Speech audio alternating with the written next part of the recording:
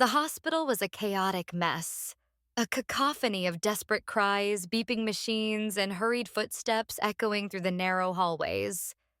Every corner seemed to pulse with urgency, as if the walls themselves were gasping for air under the weight of human suffering.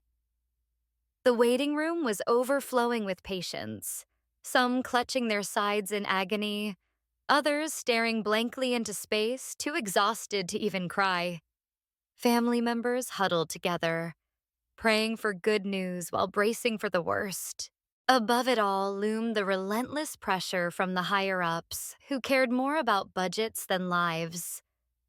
Each day felt like walking a tightrope over a pit of fire. One wrong step and everything could come crashing down. As I navigated the crowded corridors, my mind raced with the impossible tasks ahead. Diagnosing complex cases, calming frantic families, and meeting the unrelenting deadlines imposed by Dr. Wright, our cold-hearted director. He was always watching, always judging, ready to pounce on any mistake. Just this morning, he had fired a young intern on the spot during rounds simply because she hesitated when asked a basic question about diabetes. "You're wasting oxygen," he sneered before ordering her out of the building. It wasn't just cruel, it was demoralizing. Yet no one dared to speak up.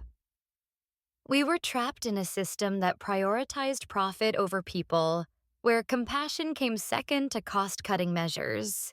But the hardest part wasn't the long hours or the endless stream of patients. It was the moral dilemmas. Today we faced yet another gut-wrenching decision: whether to discharge a vulnerable woman back into the hands of her abusive husband because he threatened to sue the hospital. His wealth and influence gave him power, but his actions screamed danger. As much as we wanted to protect her, the hospital couldn't afford to lose its funding. The tension was suffocating, each choice feeling like a betrayal of the very oath we'd sworn to uphold. Molly Palmer stood in the middle of the chaos, her white coat slightly crumpled from hours of relentless work. At just 27, she was a beacon of youthful idealism and determination, but also painfully aware of her own shortcomings. Her hands trembled, not from fear, but from exhaustion, as she tried to steady herself against the weight of responsibility pressing down on her shoulders. Every decision felt monumental, every patient a potential minefield. She had always dreamed of becoming a doctor, inspired by her late mother, who had died tragically after years of battling an incurable illness. That loss still haunted her, a ghost that whispered doubts into her ear whenever things got tough. And now, here she was, standing face to face with the very same system that had failed her mother. Her father's voice echoed in her mind. "Did you become a doctor to help people? Or did you do it to impress me?" Those words stung more than she cared to admit. Their relationship was fractured, built on years of misunderstandings and unspoken resentment. He had never believed in her, dismissing her dreams as naive fantasies. Yet deep down, Molly knew why she had chosen this path. It wasn't for him.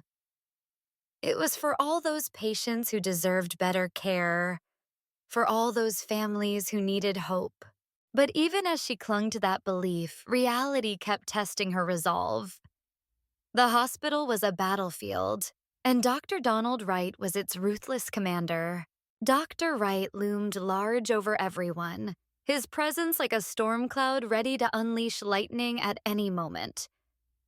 Cold, calculating, and utterly devoid of empathy, he ruled the hospital with an iron fist.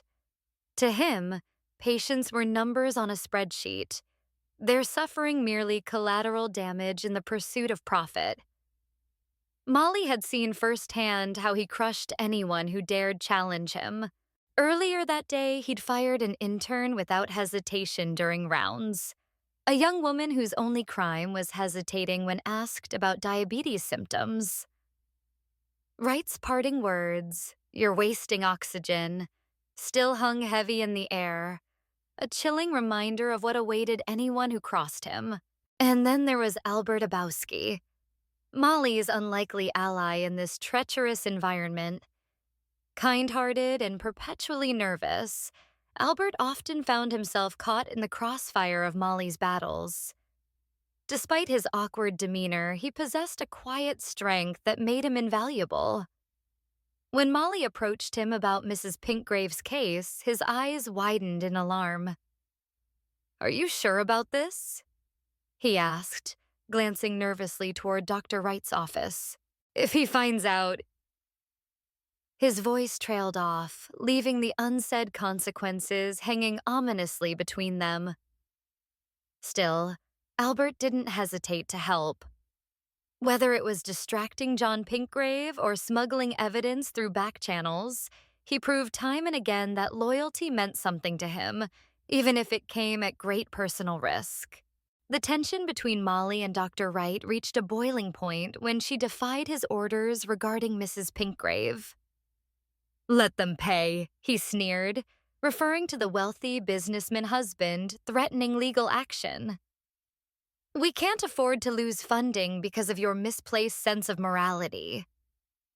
Molly clenched her fists, fury bubbling beneath the surface. How could he prioritize money over a woman's life? Didn't he see the bruises hidden beneath Mrs. Pinkgrave's carefully applied makeup? Her heart raced as she realized the enormity of what she was about to do. Standing up to Dr. Wright wasn't just risky, it was career suicide. But something inside her snapped. This wasn't just about one patient anymore, it was about fighting for everything she believed in. As the confrontation escalated, Albert pulled her aside, his voice trembling. "Molly, please think this through. You're putting us all in danger." She looked at him, seeing the fear etched into his features.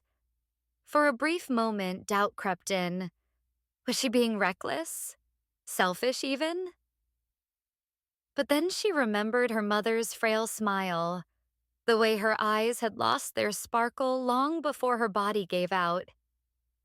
No, she couldn't let another woman suffer in silence, not while she still had breath in her lungs. The morning rounds began with an air of tension so thick it could have been cut with a scalpel. Dr. Donald Wright stood at the center of the conference room, his piercing gaze sweeping over the group of interns like a hawk eyeing its prey. Today's topic was diabetes, a subject that should have been straightforward for any medical professional. Yet, as questions were fired off one after another, the atmosphere grew increasingly volatile. "Obvious signs of diabetes," Dr. Wright barked, pointing randomly at a young intern who visibly flinched under his scrutiny. "What is it?" The poor soul hesitated for just a fraction of a second too long before stammering out an answer about severe thirst and frequent urination. It wasn't wrong, but it wasn't delivered with the confidence Wright demanded. Without missing a beat, he exploded. "You're fired. Get out of here, man." The room fell silent as the stunned interns scrambled to gather their belongings, leaving behind a trail of shock among their peers. Molly Palmer watched from afar, her stomach twisting into knots. She had planned to attend the meeting, but unforeseen circumstances kept her away, a decision she would soon regret. When Dr. Wright called her name next, Albert Abowski nervously interjected, explaining that Molly hadn't shown up. Wright's expression darkened further. "She didn't come? What kind of doctor skips rounds?" His voice dripped with disdain, each word slicing through the air like a blade. Molly became the new target of his ire, even though she wasn't present to defend herself. Later, when she heard about what happened, guilt gnawed at her insides. Her absence had not only made her look incompetent, but also reinforced Wright's belief that she wasn't cut out for this demanding profession. As if the humiliation during rounds wasn't enough, Molly found herself cornered by her estranged father later that day. Their relationship had always been fraught with tension, but today felt different. More raw, more personal. He wasted no time getting to the heart of the matter. Did you become a doctor to help people? Or did you do it to impress me? His tone was sharp, accusatory, as though he already knew the answer. For a moment, Molly couldn't speak. How could she explain that her motivations ran deeper than his narrow assumptions? That yes, part of her wanted to make him proud, but only because she yearned for his approval, something he'd never given freely. Her silence seemed to infuriate him further. If you did, then you've wasted your time, he spat, his words landing like punches. Because I'm a cynical old nobody, and I'm not worth it. Molly felt tears prickling at the corners of her eyes, but she refused to let them fall. Instead, she clenched her fists tightly, fighting back against the storm of emotions raging inside her. But then, unexpectedly, his demeanor shifted. For the first time in years, he softened. I'll never be your father, he admitted gruffly.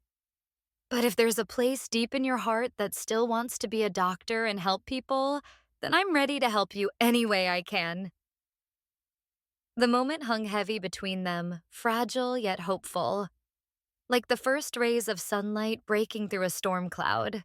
Meanwhile, Molly threw herself into her work, desperate to prove her worth.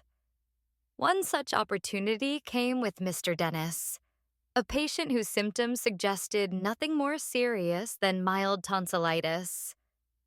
Though the case seemed routine, Molly approached it with meticulous care, ensuring that every detail was addressed. To her surprise, Mr. Dennis expressed gratitude far beyond what she expected. I've been to this hospital many times, but I've never met such kind and sensitive doctors, he said warmly. But kindness wasn't universally appreciated. Some of her colleagues mocked her for being overly empathetic, whispering behind her back that she was too soft for this line of work. Still, Molly held her ground, believing that compassion was as vital as clinical skill. However, it was Mrs. Pinkgrave's case that truly tested Molly's resolve and plunged her into the most harrowing situation of her career thus far. From the moment Mrs. Pinkgrave entered the examination room, something felt off. The woman's face appeared frozen, unable to muster even the faintest smile.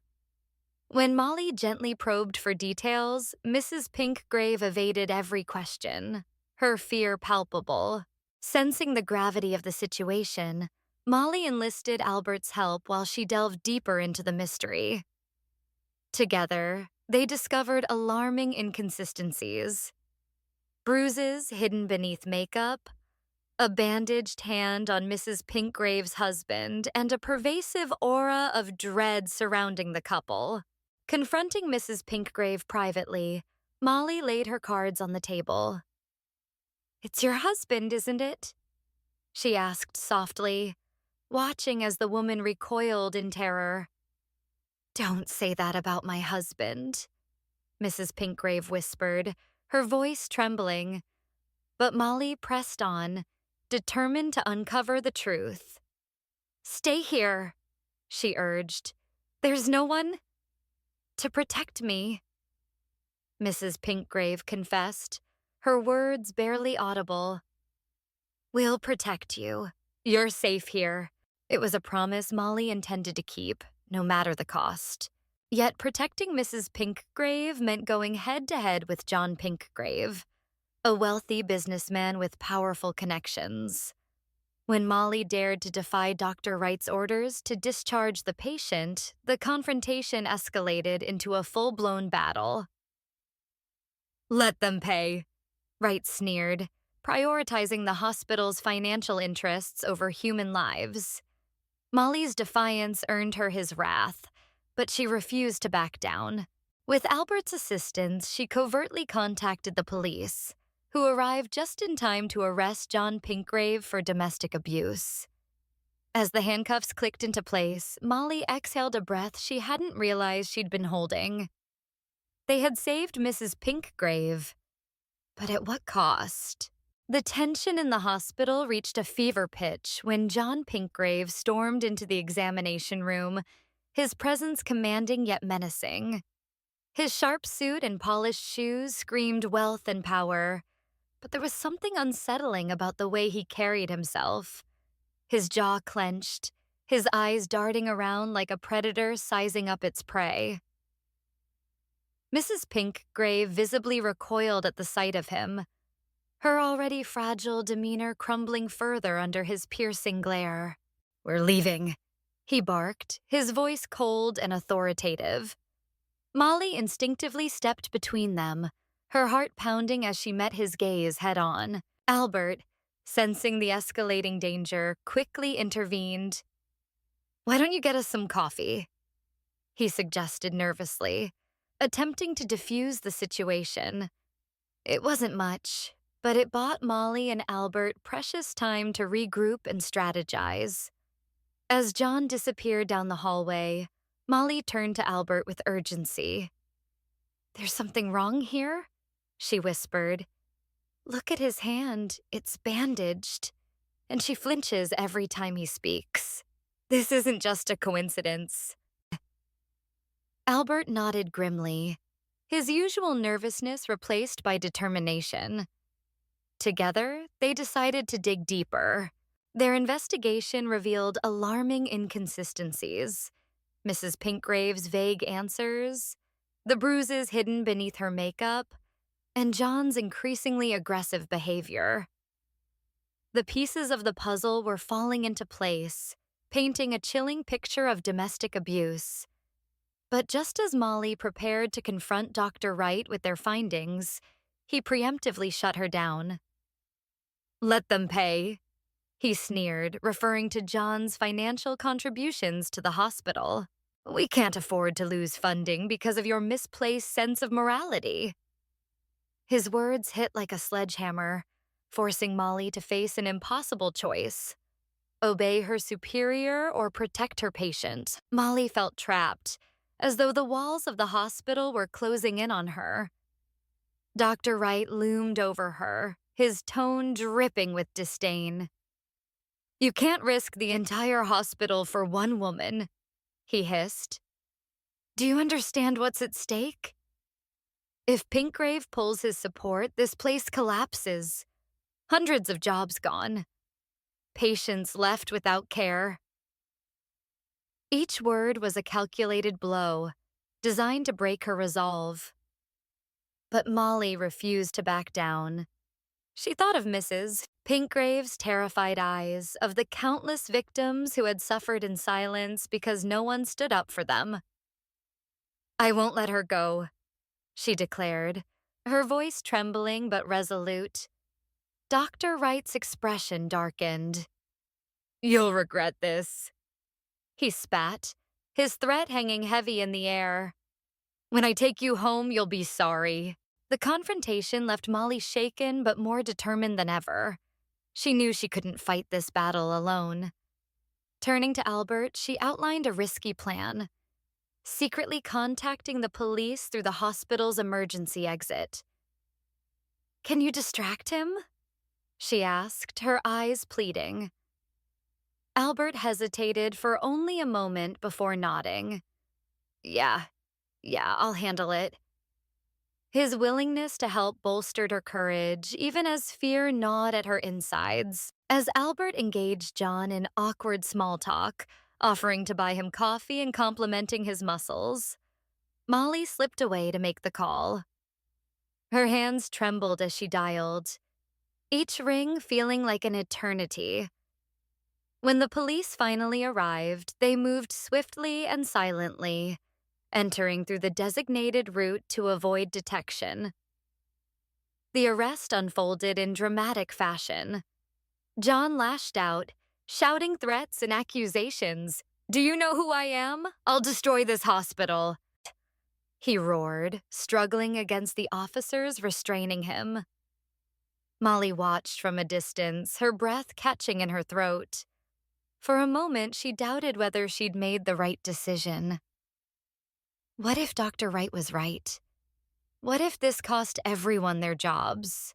But then she saw Mrs. Pinkgrave still trembling but finally safe. The woman clung to Molly's arm, tears streaming down her face. "Thank you," she whispered, her voice barely audible. In that moment, all doubt melted away. They had done the right thing, not just for Mrs. Pinkgrave, but for every victim too afraid to speak out. The aftermath was bittersweet. While Molly's actions earned praise from colleagues and patients alike, Dr. Wright issued a stern warning during a staff meeting. "Honor and praise to all of you for saving the patient," he began, his tone icy. "But remember the thin line between ethics and consequences. Next time, think carefully before acting." His words served as both acknowledgement and admonishment, leaving the team uneasy but undeterred. As the day drew to a close, Molly reflected on everything that had transpired. Exhaustion weighed heavily on her shoulders, but so did a newfound sense of purpose. She realized that being a doctor wasn't just about treating illnesses. It was about standing up for those who couldn't stand up for themselves. And though the road ahead would undoubtedly be fraught with challenges, she was ready to face them head on. Some people leave scars, others leave lessons. Burn and reborn stories that break you, then rebuild you.